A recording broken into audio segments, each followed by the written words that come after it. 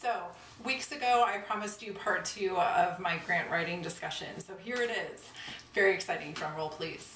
So where we left off, we were talking about how to research funders, how to set up a schedule for yourself, and that it's really important to follow a particular funder's instructions on how they want to be contacted, and also how the proposal should be put together in terms of font size, margins, all of the stuff that they will include for you in their guidelines. So please do that as concisely and completely as you can. So a few things to think about in terms of actually putting your proposal together. Each grant application is going to be different, but a lot of them have some of the more similar formulas that you might expect. So, there are typically a whole host of resources that it's really helpful to have on your computer at any given time. Things like your determination letter if you are a 501c3 not-for-profit, your budgets for the past couple of years, the current year, and then your next fiscal year, which a lot of times you can submit in the same form, but sometimes they tweak things and they want you to do it slightly differently. So, it's helpful to have that, and then also to be able to manipulate it pretty easily.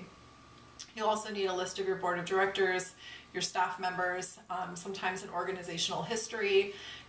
All of these things are really standard parts of a grant application. Oh, and your tax return or audited financial statements. That's another thing that people ask for a lot of the time. So it's great to have those in, I have them in a resources section of my computer where it's very easy for me to go to that place and pull them rather than having to recreate any of this as I go along. And then so you start going into a more project-specific grant proposal. You want to be thinking about the need, so that can be pretty specific. I like to think that with a lot of these proposals, it's very helpful to have an objective that is measurable. So if you were to say the need is that only 20% of students within the city of Chicago, grades 4 through 6, are getting more than X amount of contact with a music teacher over the course of their elementary school career. Something really specific like that that you can later address in your proposal. This is not the place for you to solve that problem. It's just for you to state what it is and then hopefully back it up in terms of some data or research or articles that state what it is that you are saying in terms of the need.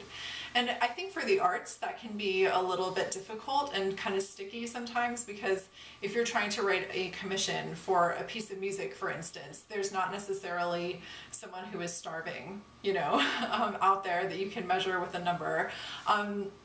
But it is actually possible for you to say why that piece is significant, why there is a hole in the repertoire where that piece should be, or a community that could be served by its premiere and performance. There are ways around that issue, and there are ways of communicating why your work is important, and it's really wise to consider what your place is in the cultural landscape, because it's going to be much easier to make your case in that situation.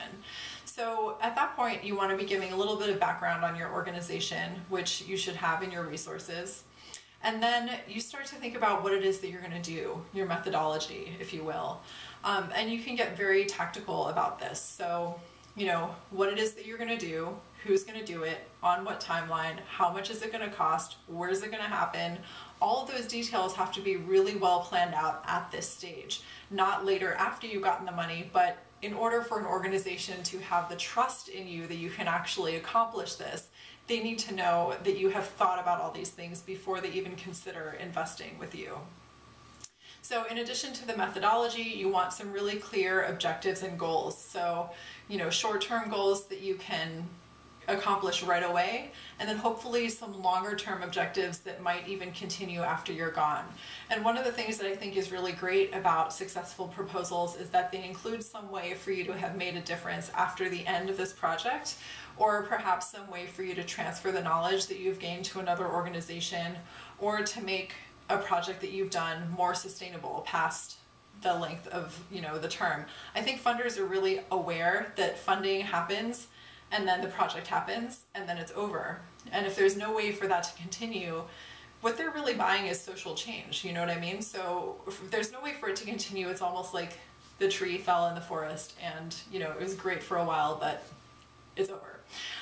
Anyways, so it's really worth it to consider if there's a way in which there can be a lasting effect from what you're doing. And then, finally, you want to be able to measure it. And again, with the arts, this can be really tricky, you know, but do think about ways that you can measure the experience both in a qualitative way. So it could be recordings, it could be samples of student work, it could be anecdotes, you know, anything that is, you know, pulls on the heartstrings for you. But at the same time, it's really important to be able to quantitatively measure the effects of your work. So if it's educational work, it could be scoring, it could be you know, observing differences in the number of students who complete a certain project versus projects that have happened before or projects that might happen later. The average grades of the students, their retention of certain terms 30 days after the project as compared to their retention of the same terms if they had not done this project with you, but had done it a different way last year or something like that. You know, anything that you can put down in numbers very concisely on one sheet of paper is going to be really helpful to a funder who is getting to know you for the first time. And also, of course, if you can make that measurement possible after you're gone as well and have it show a lasting effect, so much the better. The evaluation methods here are really important. I mean, if you're just talking about a concert or a performance, you could definitely be thinking about, you know, what kinds of audience numbers you're getting, you know, what their ages are, where they're coming from. You know, there are things that you can do to share that kind of data, and it's really worth thinking about how you can apply that, because not only does it help you from the funding perspective, but it also just helps you to know more about what you're doing that's working, what you're doing that's not working, and you might actually find some things that you never expected to be true, which is great, because then it helps you to consider your programming for the following year in a totally different way.